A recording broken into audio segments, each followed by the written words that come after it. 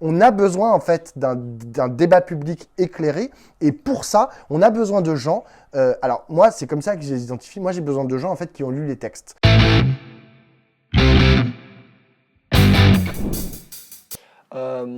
Amine, Pablo, comment vous avez vécu le débat et comment vous vivez même plus globalement le débat dans la société? Moi, j'avoue que c'est une vraie question en fait de savoir comment, enfin, alors, comment aborder un débat, tu vois. En plus, vous avez appelé ça le ring. Donc, genre, si on aborde ça comme un combat de boxe, pourquoi pas? Genre, je veux dire, c'est souvent la façon dont les gens imaginent en fait que se vit un débat, notamment à la télévision ou là sur les réseaux sociaux. En vérité, il se crée des trucs. Moi, par exemple, je vais souvent sur BFM. Enfin, je suis récurrent quoi sur leur chaîne plusieurs fois par semaine. Et donc, du coup, bah, nécessairement, je suis genre, amené à rencontrer des gens qui sont pas de mon bord politique. Et je parle de gens d'extrême droite, c'est-à-dire qui sont considérés par mon camp politique comme des gardiens de camp, hein, c'est-à-dire de façon ou des nazis, quoi. Et sauf que bah, je les croise 3 fois par semaine.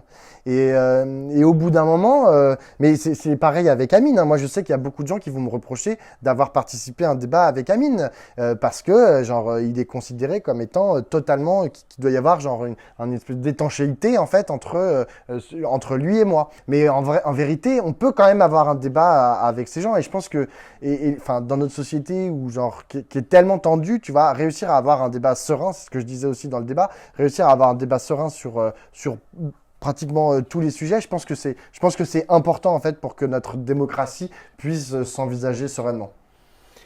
Ouais, moi je suis partisan du débat. Je pense qu'il faut débattre avec tout le monde. Moi j'ai des limites, par exemple, j'ai pas envie de débattre avec un négationniste ou un mec qui me dit que les camps n'ont pas existé ou que tu vois, genre Rivarol, Bourbon, tout ça, je débat pas avec ça. Il y a rien à en attendre, donc ou je débattrai pas avec un platiste, par exemple. J'ai pas envie de débattre avec quelqu'un qui me dit que la Terre est plate. Bon, faut que le débat ait un intérêt parce que même si l'interlocuteur, tu cherches pas à le convaincre, mais on essaie de construire quelque chose et d'abord de se parler. C'est pour ça, effectivement, le ring, j'entends bien pourquoi ça s'appelle le ring, mais moi, j'essaie à chaque fois d'avoir des débats qui soient constructifs.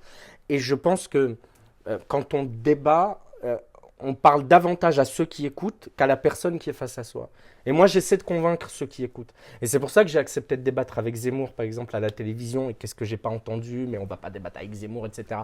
Et moi, je considère qu'il faut débattre avec les gens du RN, il faut débattre avec les gens de Zemmour, parce que la censure, la chaise vide, les laisser parler entre eux, c'est la théorie selon laquelle il ne faudrait pas aller sur CNews parce que ben moi quand j'ai fait, maintenant j'en fais beaucoup moins, je vais beaucoup plus sur LCI, mais effectivement j'arrivais sur des plateaux, je ne vais pas citer de nom, mais j'étais le plus à gauche et je suis pas forcément voilà, mais il y avait j'avais quelqu'un du RN et puis quelqu'un de Boulevard Voltaire et un éditorialiste qui aimait bien Zemmour, donc effectivement ça penchait.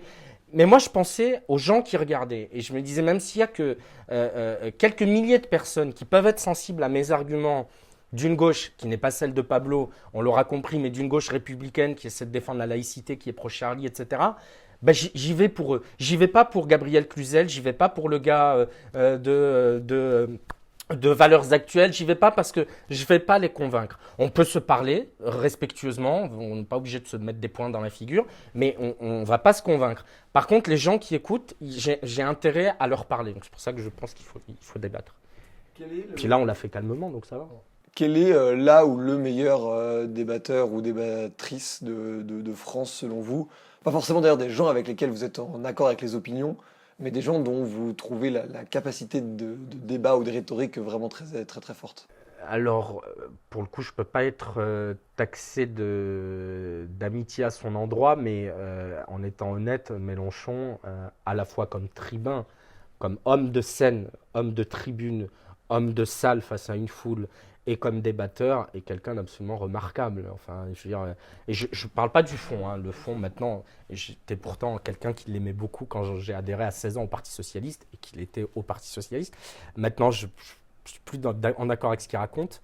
Mais écoutez, cette maîtrise des mots, cette maîtrise de la langue, cette maîtrise de l'argumentation, cette culture. Moi, j'ai assisté au débat sur le mariage pour tous à l'Assemblée. Christiane Taubira, évidemment, même si, voilà, avec elle, j'ai énormément de désaccords. Mais Christiane Taubira, répondant à un parlementaire de l'opposition, allant citer des auteurs, allant dans la maîtrise des dossiers, etc., c'est des moments qui sont absolument remarquables. Et puis, d'une certaine manière, Zemmour, pardon, parce que là aussi, je peux lui reconnaître comme à Mélenchon les mêmes qualités. Là aussi, je suis horrifié par à peu près tout ce qu'il raconte. Mais autant il est un piètre orateur sur scène, contrairement à Mélenchon. Genre, quand on voit Éric Zemmour parler avec son nez sur ses feuilles, mais en débat, il est quand même il est pas mal. Donc voilà, 3 noms. Moi, j'ai pas forcément de nom, mais j'ai un constat qui est que tu parles de meilleur rhéteur ou je sais plus, ou meilleur débatteur, je sais pas le mot que tu as utilisé, mais en fait, je trouve ça hyper problématique en fait que sur les plateaux, il y ait autant de gens qui s'expriment excessivement bien, qui vraiment arrivent, genre en gros, à enfiler des perles pendant 10 minutes, genre sans s'arrêter, mais en faisant des phrases absolument magnifiques, etc. Mais pour absolument ne rien dire. Et je trouve ça hyper problématique. Et je vise en fait un peu tout spécialement La République En Marche, hein, parce que genre, moi j'en ai eu putain, des députés de La République En Marche. Moi j'ai souvent les seconds couteaux, hein. J'ai pas les têtes d'affiche, mais alors j'ai les députés de La République En Marche ou non mais en vrai, non mais en vrai il y a un vrai souci avec tous ces gens, mais c'est que je dis c'est aussi vrai dans mon camp social et politique, c'est vrai à droite, etc. Qui en gros deviennent des personnalités politiques ou deviennent des éditorialistes ou ont pignon sur rue dans les médias juste parce qu'ils s'expriment bien. On a besoin en fait d'un débat public éclairé et pour ça, on a besoin de gens. Alors moi, c'est comme ça que je les identifie. Moi, j'ai besoin de gens en fait qui ont lu les textes. Ruffin, c'est quelqu'un qui, genre, sur le papier. Non, mais quand tu le regardes la première fois, tu te dis putain, il est vraiment pas très éloquent. Il bute sur tous les mots. Il se reprend. Mais il y a un ça parle style. de sens. Non, mais au-delà du style. Non, mais au-delà. Non. En fait, c'est un mec qui a des arguments. En fait, il a un message à faire passer. Quand il vient dans un média, il vient pas juste pour commenter la météo ou je sais pas quoi. Il vient pas pour dire n'importe quoi. Il vient pas avec des éléments de langage. Il vient avec des arguments. Et c'est ce qui fait de lui, malgré genre une apparence en fait où on se dit c'est un mauvais orateur, c'est ce qui fait de lui, à mon sens, l'un des meilleurs orateurs aujourd'hui en politique. Je suis assez d'accord, je partage ton analyse là-dessus. Et dernière question, est-ce que vous avez une phrase que vous portez au quotidien, qui est de vous ou de quelqu'un d'autre, que vous aimeriez partager aux gens pour une phrase qui leur donne un peu de force, qui leur donne un peu de sagesse, qui leur donne un peu de réflexion? Moi, je dis aux gens, lisez les textes, tu vois, genre, allez lire Marx, tu vois, genre, ou allez lire Althusser, ou je sais pas quoi, si vous voulez des choses un peu plus récentes, tu vois, lisez Gramsci, tu vois, genre, par exemple, un truc. Tout le monde me saoule, genre sur les plateaux, et d'ailleurs la droite comme la gauche, tous les éditorialistes me saoulent avec l'hégémonie culturelle. Ils disent ah oui, l'hégémonie culturelle selon Gramsci, machin. Mais putain, au lieu de balancer ça, tu vois, sans avoir jamais lu Gramsci, juste parce que genre ils ont vaguement lu la page Wikipédia quand ils l'ont lu, ou juste parce qu'ils l'ont lu sur Twitter, lisez Gramsci, allez lire ses écrits politiques qu'il a fait en prison. Si j'ai un conseil à donner, c'est allez lire les écrits politiques de Gramsci en prison, allez lire Le Capital ou les critiques du programme de la Gotha de Karl Marx. C'est absolument formidable, on y trouve énormément de choses et en fait ça explique, lisez les philosophes, lisez les économistes, tu vois, qui genre aujourd'hui devraient être à la base en fait de notre réflexion sur les questions politiques. Relisez les débats de la loi de 1905. Il y a que comme ça en fait qu'on arrivera, à mon sens, à avoir un débat public plus éclairé qu'il ne l'est aujourd'hui.